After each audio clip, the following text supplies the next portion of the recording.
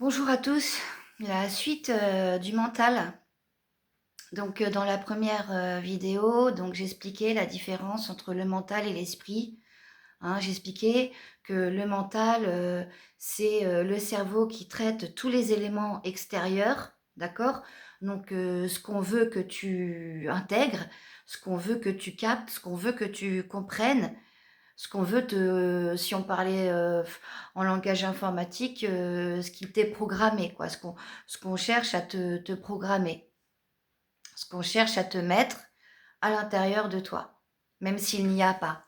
S'il n'y a pas, ben, on va utiliser des solutions, il va se passer des choses pour, voilà, mettre des idées à l'intérieur de toi, mettre des connaissances à l'intérieur de toi, voilà, mettre à l'intérieur. Le mental, lui, il est là pour traiter l'information extérieure. C'est avec ton esprit et non pas avec ton mental, d'accord, que tu vas traiter l'information intérieure. Donc, que tu vas capter ce que t'envoient les neurones de ton cœur au niveau des sentiments, que tu vas capter ce que t'envoient les neurones de ton ventre au niveau des émotions, des vibrations. D'accord? On va dire les sentiments vont donner, les neurones de ton cœur vont donner une circulation, un fluide en fait, un fluide de tes vibrations, d'accord? On va dire le cœur, ça va être énergétique, le ventre, ça va être des vibrations, ça va être vibratoire, d'accord? Ça va être des informations vibratoires. On va dire ça comme ça. Moi, je trouve ça simple de cette façon-là. Le cœur, c'est les couleurs. Et le ventre, c'est ce qui fait bouger les couleurs. Hein. Donc bref, donc les neurones. Donc les neurones envoient des informations que ton esprit capte, donc ça monte, d'accord? Ça fait le tour dans ta tête, et puis ça redescend, et puis après tu peux en parler. D'accord? Le mental, c'est les informations, elles viennent de l'extérieur, elles vont dans ta tête, parfois elles redescendent, voilà, et elles remontent, et hop, ça sort par la bouche. Donc c'est quand même bien une différence. Par l'esprit, c'est de ta tête, ça va à la bouche et ça sort. Et le mental, c'est de l'intérieur et ça sort. Donc il y a quand même deux façons de sortir différents là. Donc quand je dis sortir, c'est par la bouche, donc c'est les vibrations des cordes vocales. Donc quand tu parles avec ton esprit, d'accord, tes cordes vocales en fait sont sur une vibration quand même juste et saine. Quand tu parles avec le mental, d'accord, bah, ça t'a fait vibrer, c'est l'extérieur qui a fait vibrer ton monde là, hop, et puis ça ressort directement comme ça. Donc en fait, ce que tu vibres, eh ben, ce sont les vibrations que l'extérieur t'a emmenées à l'intérieur de toi. Et ces vibrations-là, bah, mm, elles sont pas souvent à prendre, quoi. Elles sont pas, non, c'est pas ouf. Enfin, vraiment, quand tu commences à faire quand tu commences à discerner, en fait, entre le mental et l'esprit, bah, tu vas vite ressentir que c'est pas les mêmes vibrations. Donc je vais un peu insister sur cette vidéo aujourd'hui, en fait. La différence entre les 2, en termes de vibration. Voilà. Donc, pourquoi? Parce que, donc déjà de base, pour commencer le tout début, en fait, c'est: «Bon, maintenant, j'ai compris que j'avais un mental, j'ai compris que j'avais un esprit, que bon, bah, toute ma vie, j'ai fait place au mental. Maintenant, je vais essayer de voir ce que ça donne que de vivre ma vie avec mon esprit». Avec mon esprit, c'est-à-dire en reliance avec mon corps. Donc là, en fait, tu vas commencer à faire le distinguo entre les 2. Tu prends un moment dans n'importe quelle expérience que tu vas saisir au cours de ta journée. Et tu ne peux pas dire: «J'ai pas eu d'expérience aujourd'hui», c'est pas possible parce que tu as toujours une interaction avec quelqu'un ou alors, ne serait-ce que par l'observation, je sais pas, tu as vu un beau paysage, tu as vu un truc, différent, tu as regardé un enfant, dans tous les cas, il s'est passé quelque chose dans ta journée. De toute façon, il s'en passe 1000 dans ta journée. Quand tu commences à observer tes journées, tu vois bien que tu as 1 000 000 d'occasions, en fait, de vivre quand même des choses, hein. Bon, peu importe. Tu prends n'importe quelle expérience, d'accord? ou expérience d'échange vocal avec des gens, ou ce que tu peux observer, d'accord? Ou alors ce que tu vis même en recevant des autres. Dans le travail, on reçoit des autres et puis on doit traiter les choses, hein. Tu écoutes ce qui se passe à l'intérieur de toi. Tiens, ça me fait quoi comme émotion? Ch'tuc. Donc alors là, je vibre comme ci, là je vibre comme ça, ou là, ouais, ça me met la patate, ou ouais, dis donc, en fait, je suis en train de serrer des dents, en fait, je suis en train de serrer des poings, ou en fait, je suis en train de me gratter, ou tiens, ça me déclenche un toc, ou c'est ça, s'écouter. S'écouter, c'est commencer à observer, à s'observer nous-mêmes. On a 2 yeux, il y a un œil qui reste là où tu en es, là dans ton présent, et puis tu as un autre œil qui s'écarte, qui s'étire, et tu te regardes, et tu te ressens. Voilà, tu te regardes, tu te ressens. Et dans ce que tu ressens, tu l'inscris. Bon, d'accord, donc a priori, ça c'est de la joie. Je me concentre bien, et voilà, je vis ça dans mon corps, ça c'est de la joie. Donc là déjà, tu inscris. C'est bon, la joie, tout mon corps, c'est ce que c'est que la joie.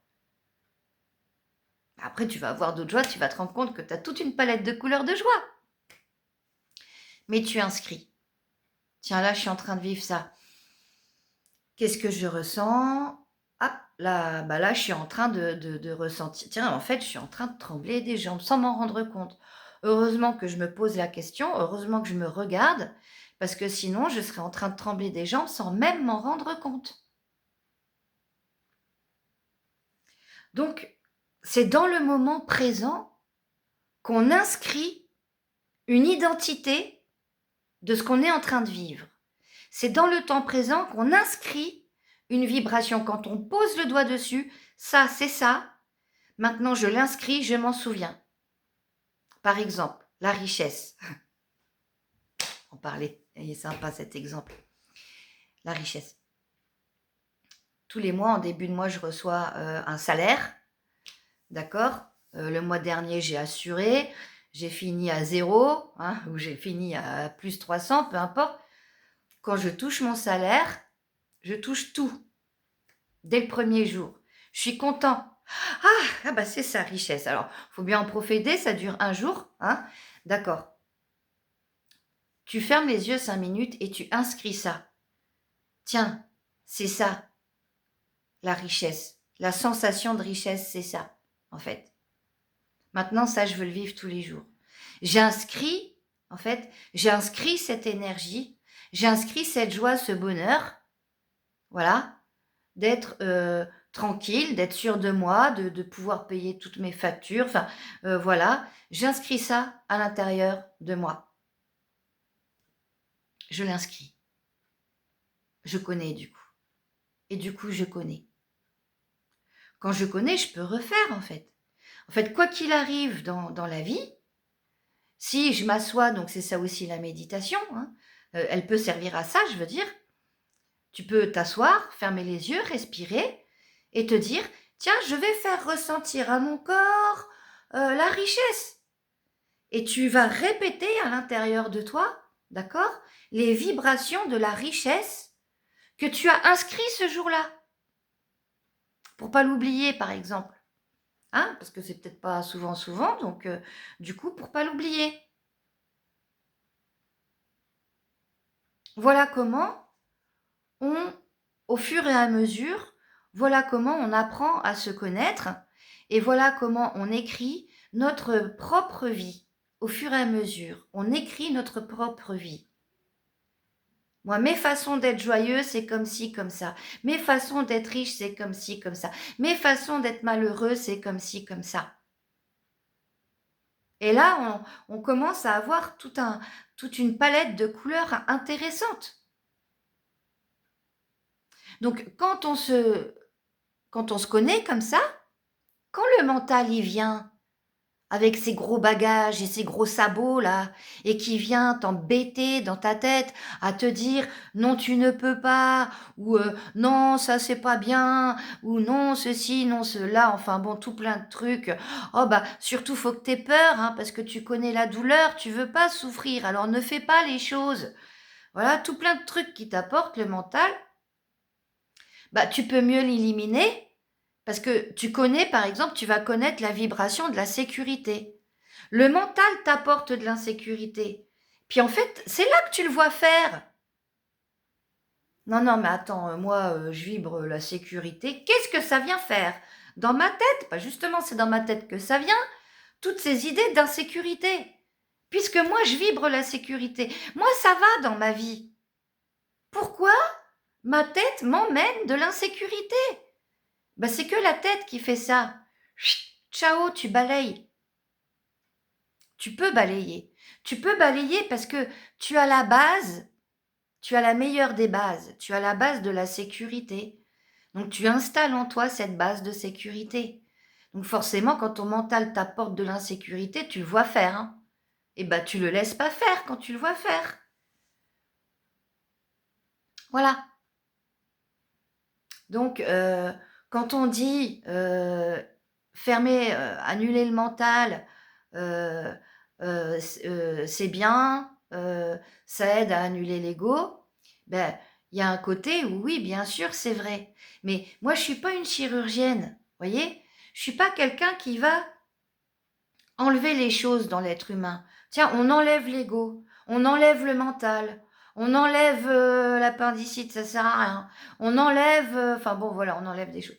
Donc, moi, je suis plus du genre, non, il n'y a rien à toucher et il n'y a rien à enlever. Donc, non, mais bon, l'appendicite, c'est pas un bon exemple, bien sûr. Bon, quand il est trop gonflé ou quoi, on l'enlève. C'est la seule solution qu'on a à l'heure d'aujourd'hui. Il y en a d'autres. Mais bon, je vais pas en parler tout de suite maintenant, c'est hors sujet. On parle du mental. Donc, moi, je vais pas dire le mental doit s'enlever, en fait. Bah, en fait, non. Parce qu'il y a et il y aura toujours des informations extérieures à traiter.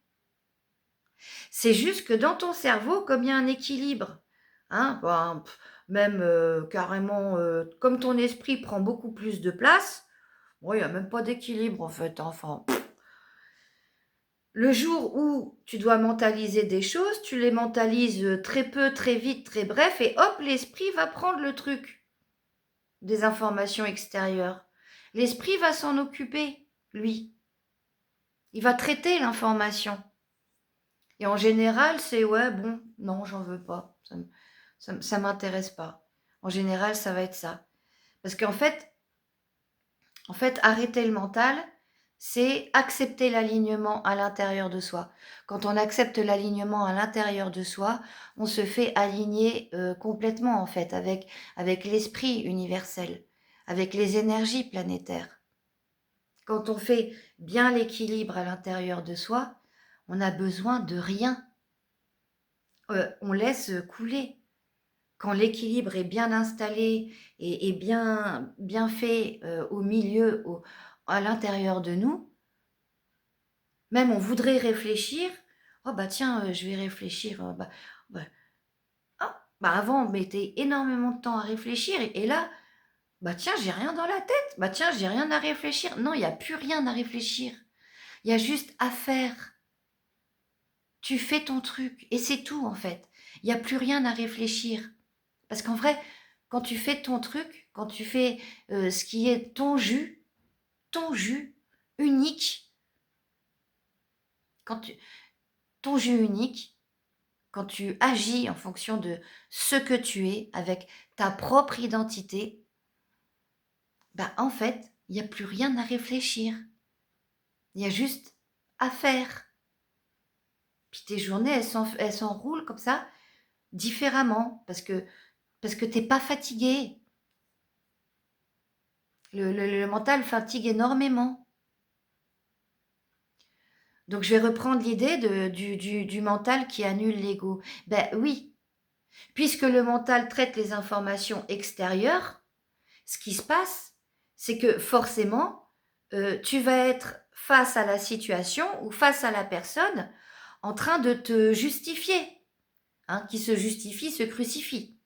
D'accord? Tu vas être en train de te justifier ou en train de te positionner ou en train de prouver te prouver à toi-même ou prouver aux autres. Donc toutes ces choses-là sont de l'ego. Comment je me positionne face aux autres. Est-ce qu'il y a un positionnement à avoir? Mais non, mais jamais. Si autre il y a, bah toi t'es là, t'es à côté. Il n'y a pas de devant, il n'y a pas de derrière, il n'y a pas de en dessous, il n'y a pas de au-dessus. On est tous à côté, les uns les autres. En tout cas pour nous autres, les gens du peuple humain. Quoi. Ok? Il n'y a pas de positionnement.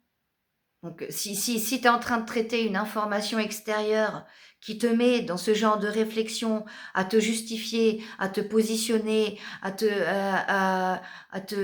voilà, à te justifier ou à te positionner, eh ben, c'est bien que tu es dans l'ego, ça te met dans l'ego. Ou par défense, ou par, peu importe dans quelle situation, par quel rayon tu tombes dans l'ego, dans tous les cas, tu tombes dans l'ego. C'est-à-dire que tu dois prouver le moi-je, quoi. Alors qu'en fait, non, quand tu agis ta vie à travers l'esprit, il n'y a rien à prouver à personne, en fait. Tu prouves rien à personne parce que tu t'es donné le droit d'exister, tu t'es donné le droit de vivre et tu t'es donné le droit de te présenter, tu t'es donné le droit d'agir, tu t'es donné le droit d'exprimer ce que tu ressens. Et les autres, ils font ce qu'ils ont à faire avec ce que tu exprimes. Hein. Il n'y a pas de mal à ça, en fait. Moi, dans ma vie privée, bien souvent, on m'a dit « Oh, bah toi, t'es sans filtre. Ouais, en fait, c'est un level. Moi, je me comporte comme ça parce que j'ose dire les choses. D'accord? Toi, en face, est-ce que tu le fais? Non, tu le fais pas. Bon, bah, t'es dans des faiblesses, t'es dans des lâchetés, des machins. En fait, la force, c'est d'être capable, justement, d'exprimer ce qu'on est à l'intérieur. Ça, c'est de la force. Dans les jeux de pouvoir, qu'est-ce qu'il a fait, votre PN, là? Qu'est-ce qu'il a fait, votre toxique, là? Vous avez été la personne suffisamment forte pour exprimer les faiblesses, d'accord? La personne en face en a fait son bombeur, alors ou en tant que sauveur ou en tant que dominant. Toi, en réponse à ça, tu as dit oui, d'accord, attends, je ne suis pas que faiblesse, j'ai aussi des forces, donc tu t'es montré fort devant la personne, et puis bim, bam, boum, je cliff, claf, pouf, pouf. Puis là, il se passe tout plein de trucs en termes de comportement. L'ego. Donc, ce qu'eux, ils voient comme faiblesse quand tu exprimes tes faiblesses, en fait, non, tu es quelqu'un de fort parce que tu es quelqu'un capable de parler de tes faiblesses, capable de parler de ce à quoi tu réfléchis sur toi, en fait. L'autre en face, il ne le fait pas. C'est qu'il est faible. D'accord? Donc oui, calmer le mental, faire tous ces efforts-là pour apprendre à le balayer, pour que ça passe, pour être guidé uniquement par un esprit, en fait, aligné dans des énergies qui vont bien à l'intérieur de soi, bah ça change tout, quoi, effectivement. Tu te justifies plus de rien parce que tu t'es donné le droit d'exister, c'est bien ça le plus important. Tu t'es donné le droit d'exister. Parfois, c'est dur de dire les choses. Tu vas être mal agile, tu vas peut-être avoir pas ce qu'il faut comme vocabulaire, mais c'est pas grave, parce que tu as fait l'effort de l'exprimer. Tu as été fort. Voilà. Tu trouveras toujours des gens, en fait, qui vont juger de ce que tu dis, qui vont te juger faible de ci, eh ben, laisse-les tranquilles. Eux, ils sont dans des jeux de pouvoir. Ils ont besoin de ça pour exister. Bah, laisse-les. Il y en aura toujours. T'en auras toujours autour de toi, t'en auras toujours au travail, t'en auras toujours comme collègue, t'en auras toujours comme pote de pote, d'amis d'amis. Il y en aura toujours, en fait. Tu crois qu'en te mettant dans la spiritualité, tu vas vivre autre chose que jeu de pouvoir? Pas du tout. Tu vas rencontrer des gens qui sont dans les jeux de pouvoir et dans la spiritualité, qui vont utiliser le langage de la spiritualité pour pratiquer des jeux de pouvoir. C'est tout le temps, c'est partout. Ces gens-là, en fait, ont une capacité d'adaptation depuis toujours qui est excellente, qui est à un niveau, ah bah ça, tu peux rien y faire. Ils s'adaptent tout le temps. Mais si on regarde bien, ces gens-là, s'ils s'adaptent à la spiritualité, bah au bout d'un moment, il y a quelque chose qui va changer chez eux aussi. On ne sait pas ce que l'avenir nous réserve. Mais bon, s'ils peuvent plus te manger tout cru, bah, ils vont être bien obligés de s'alimenter tout seuls. A priori, chez tous les animaux, c'est ce qui se passe. Quand on peut pas manger, quand on arrête de manger des vers de terre, bah, du coup, on mange autre chose. Puis c'est tout seul qu'on explore autre chose pour se nourrir. Donc, c'est possible hein, qu'il y ait des choses qui changent bien. Donc, laissons-les, d'accord, s'incruster dans la spiritualité, ces gens-là. C'est pas grave. Ils apprennent beaucoup. Ils apprennent justement à se contrôler. Donc, c'est pas grave. Donc, eux, leur mental, justement, ils apprennent à le... Bon, après, c'est différent avec eux. Hein. Eux, ils passent par l'autocensure. Enfin, ils ont un process qui est complètement différent du tien. Mais c'est pas grave. Ils vont... Il y a un taf qu'ils peuvent faire aussi, quoi. En tout cas, toi, exerce bien ça, les exercices de base. Parce que tu verras qu'en ayant les bonnes bases, sur le moi je ressens, moi je me comprends, moi je ai le droit d'exister, hein, moi je ai le droit de vivre, je me suis donné le droit de vivre en naissant et en survivant à cette naissance d'ailleurs. D'accord? Donc, fais déjà cet exercice-là. Ça, c'est la plus simple et plus pure des bases pour t'aider ensuite, pour rentrer dans ce processus de faire le tri. Bon, je vais arrêter la vidéo pour aujourd'hui. De toute façon, là, je pense avoir été bien claire. Bah voilà, bah, je te dis à la prochaine fois. Salut!